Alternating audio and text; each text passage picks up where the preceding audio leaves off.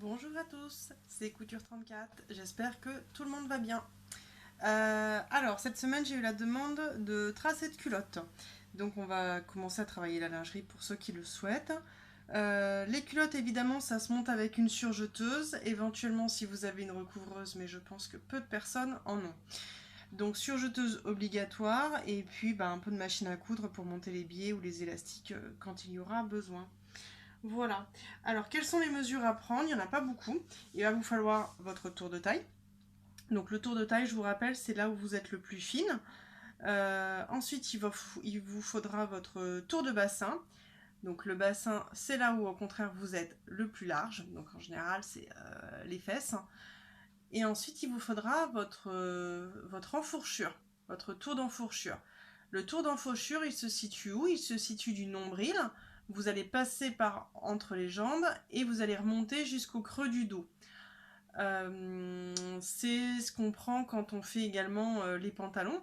Voilà, bon, pour vous donner une idée, à peu près en taille 38 sur un tour de taille, vous devriez être autour de 67. Vous devriez être pour un tour de bassin, vous devriez être autour de 90 et une enfourchure en 38 autour de 65. Donc en fonction de vos mesures, regardez si ça vous semble cohérent ou non. Donc voilà. Allez, c'est parti. Il vous faut un perroquet, une équerre, une règle japonaise, une calculatrice et c'est tout bon. On y va. Vous allez commencer par tracer une droite.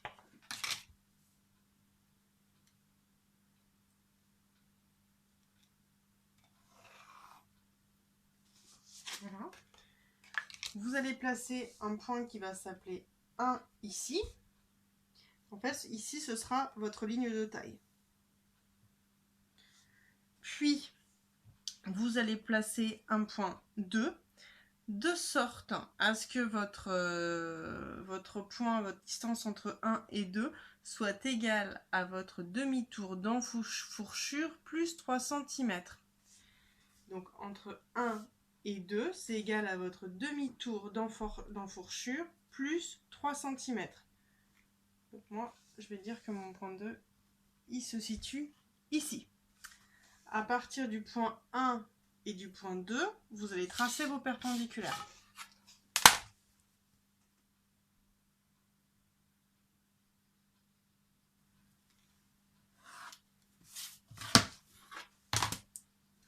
Donc je vous rappelle, pour tracer vos perpendiculaires, vous superposez vos lignes dessous et dessus pour être impeccable. Voilà, donc ça c'est votre taille. Et cette ligne-là, c'est votre bassin, grande hanche.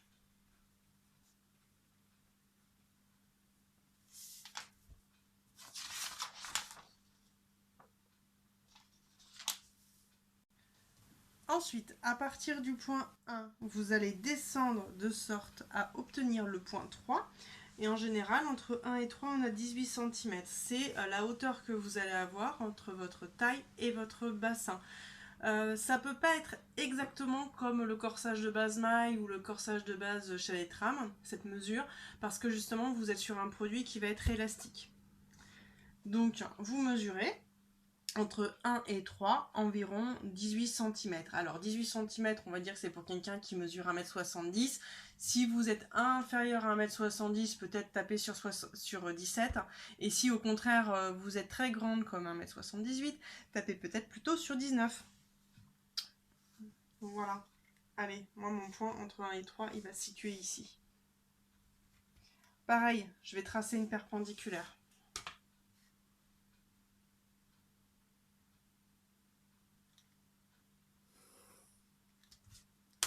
Donc ça, c'est votre bassin.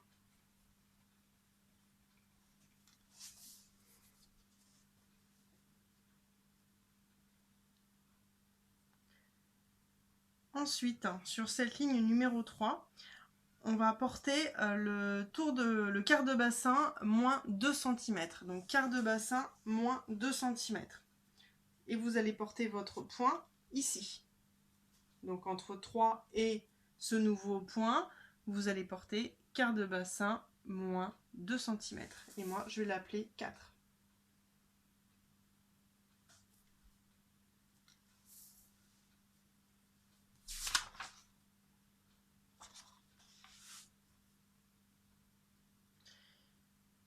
Quand ça c'est fait, vous allez faire une parallèle de cette ligne numéro 3, 2 cm en dessous.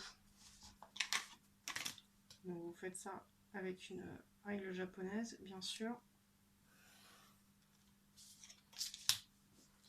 Et ce sera votre ligne numéro 5. Bon, maintenant vous allez vous mesurer votre largeur d'entrejambe. Donc c'est la largeur au niveau de la culotte que vous souhaitez. Si vous souhaitez quelque chose de plutôt recouvrant ou au contraire plutôt un petit peu plus décolleté, vous pouvez prendre une culotte à vous que vous aimez bien et mesurer ce que vous avez en entrejambe. En général, un entrejambe, ça se situe entre 6 et 9 cm. Ce que vous allez faire, donc vous prenez cette mesure, vous allez la diviser par 2. À partir de ce point 2, vous allez placer ce nouveau point, qu'on va appeler le point 7. Donc si vous avez un entrejambe de 7 à la base, eh bien entre 2 et 7, vous aurez 3,5 cm. Quand ça c'est fait, le point 4 que vous avez là, vous allez le prolonger ici. C'est-à-dire en perpendiculaire, vous allez le projeter ici, sur la ligne qui était 2 cm en dessous du bassin. Et vous allez obtenir le point 6.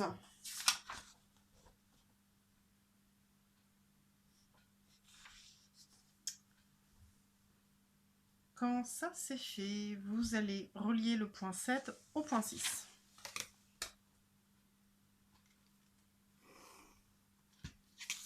Puis vous allez mesurer cette distance et la diviser en 2.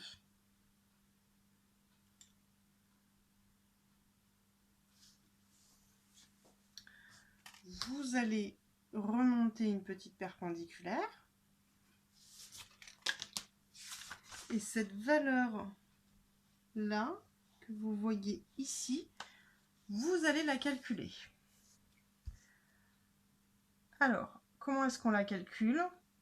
En fait, on va prendre cette mesure-là et on va calculer 1/8 moins 1 cm. Donc, je reprends cette distance-là, vous la divisez par 8 et vous enlevez 1 cm. Et vous allez tomber sur la bonne valeur. Donc, moi, on va dire que ça va tomber là.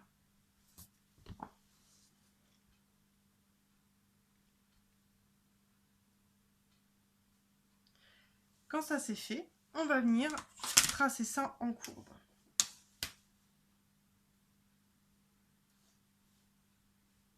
C'est de trouver une jolie courbe.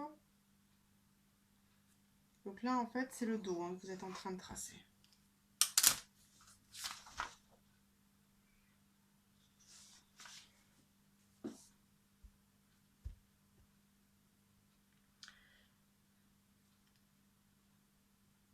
Quand ça c'est fait, vous allez projeter le 4 en perpendiculaire sur la ligne de taille.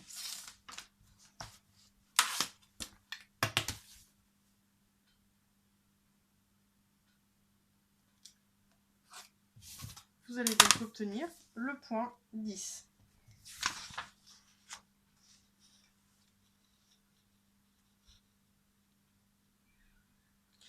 Quand ça c'est fait, vous allez retirer de ces 10 cm, de ce point 10, 4 cm. Alors, ça c'est une théorie. Après, ça dépend comment vous êtes. Moi, j'ai envie de vous dire, peut-être que le mieux, c'est de prendre votre quart de taille, moins 2 cm, et de le placer à partir de ce point 1. C'est-à-dire que tout à l'heure, pour le bassin, c'est ce qu'on a fait. On a pris les grandes hanches, ou le bassin, divisé par 4, moins 2 cm. Et le mieux, c'est peut-être de tout simplement prendre votre tour de taille, le diviser par 4 et également enlever 2 cm à cette valeur-là. Parce que si vous enlevez directement ces 4 cm comme la partie académique le dit, bah, si vous êtes quasiment identique entre la taille et le bassin, par exemple, vous risquez d'avoir un souci. Hop, donc moi, je vais tomber sur ce point-là, qu'on va appeler le point 11.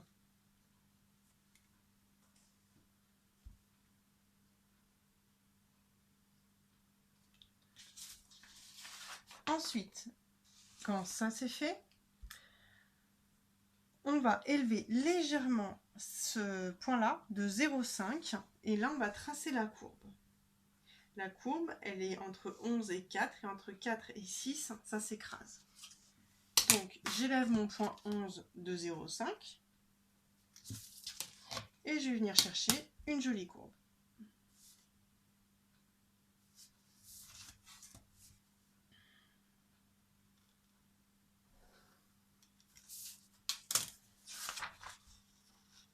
Et je suis comme ça.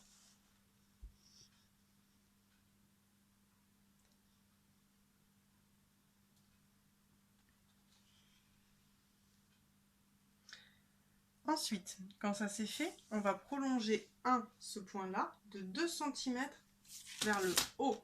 Pourquoi? C'est pour que la culotte elle remonte un petit peu dans le dos. Et ce point-là, on l'appellera le point 12. C'est ça. Quand c'est fait, vous venez tracer une petite perpendiculaire à ce point 12. Ça, c'est pour avoir une platitude. Et ensuite, on trace en arrondi jusqu'au point 11.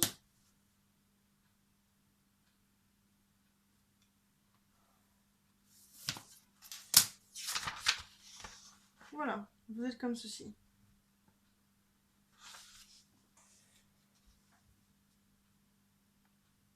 Quand c'est fait, on va commencer à tracer maintenant le devant. Alors, le devant, à partir de ce point numéro 6, vous allez vous décaler de 2 cm par là, vers les extérieurs.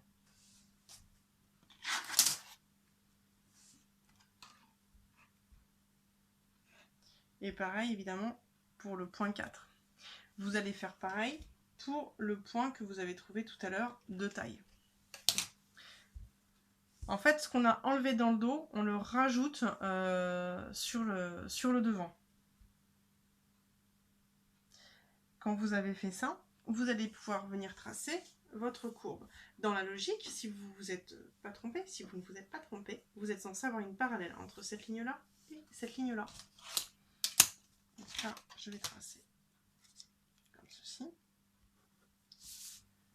Je vais venir rechercher ma courbe de tout à l'heure. J'étais à peu près là.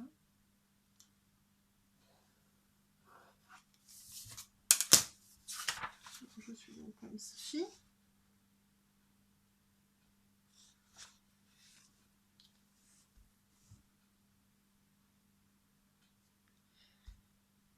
Et ensuite, le point 1, lui, on va le baisser de 1 cm pour venir creuser et dégager un peu la taille. On va tracer une perpendiculaire.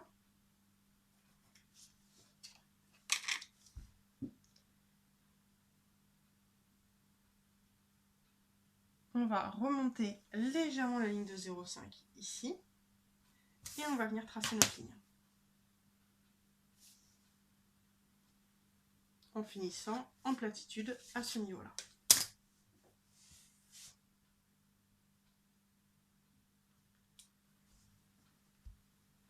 Ensuite, on va faire une parallèle à la ligne 2,7. Celle-ci à 2 cm au-dessus et on va porter exactement la même valeur.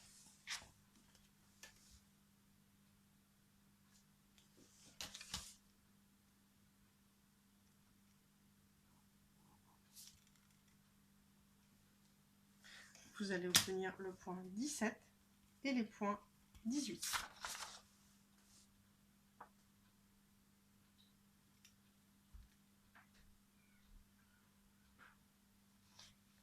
Puis vous allez rejoindre ce point-là, qu'on appelle le point 19, au-dessus c'est 14, vous allez rejoindre 19 au point 18.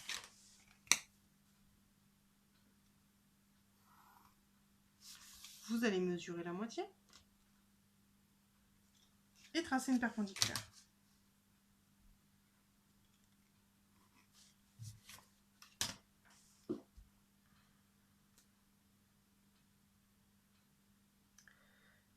Quand ça c'est fait, vous allez prendre cette distance que vous avez entre 19 et 18, vous allez la diviser par 4 et ça, vous allez le placer sur cette perpendiculaire-là, la valeur que vous voulez.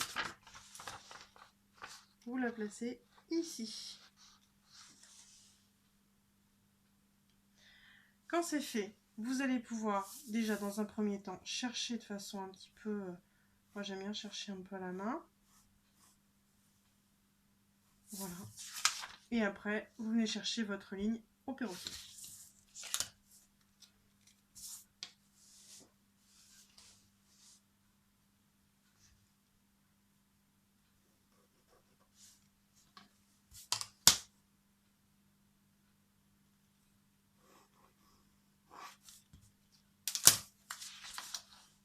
Voilà, on est comme ça. Alors, je vous propose une mise en couleur pour bien distinguer le devant et le dos. On va commencer par le devant. Le devant, donc, il est là.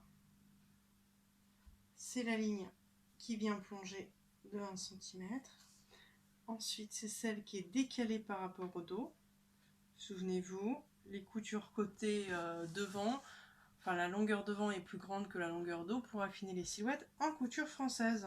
Alors, allons-y, surtout après ce confinement. Maman. Voilà. Ça, c'est votre devant.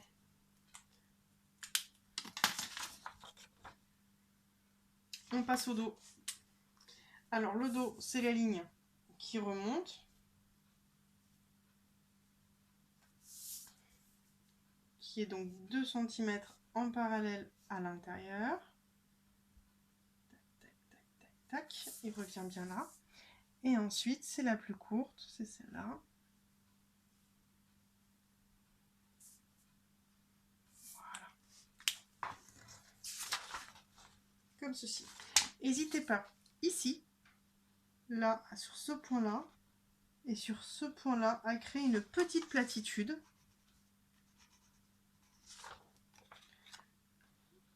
Là, le petit trait que vous voyez là et que vous voyez là, ça, c'est pour vous éviter d'avoir des problèmes au moment du montage. Voilà, voilà, voilà. Quand ça c'est fait, déjà, vous pouvez vous faire un prototype de tout ça pour voir un petit peu comment ça tombe. Je vous invite exceptionnellement à ne pas mettre de valeur de couture sur les côtés, ni en haut. Par contre, vous pouvez en mettre une ici et en haut et à l'entrejambe en haut et en bas, là, sur le dos et sur le devant.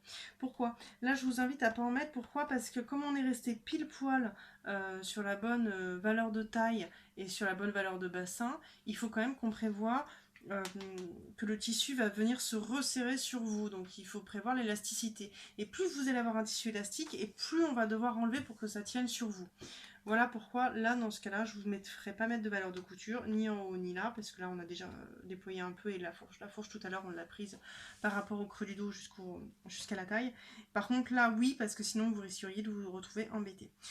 Quand vous avez fait ça et que vous l'avez monté, alors c'est pas compliqué, il y a juste à monter la couture côté avec l'autre couture côté et l'entrejambe avec l'entrejambe. Évidemment vous avez pris le soin de couper vos morceaux au pli pour le devant et au pli pour le dos, sinon vous allez vous retrouver avec une demi-culotte.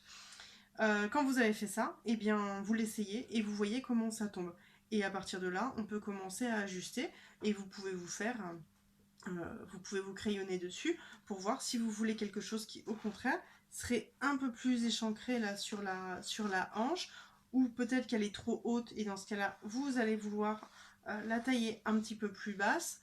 Enfin voilà, du coup, vous allez commencer à pouvoir trouver la forme exacte de ce que vous aimez. Ça, c'est une solution. Mais en tout cas, gardez votre construction telle qu'elle parce que ça peut vous servir après pour le body ou le maillot de bain.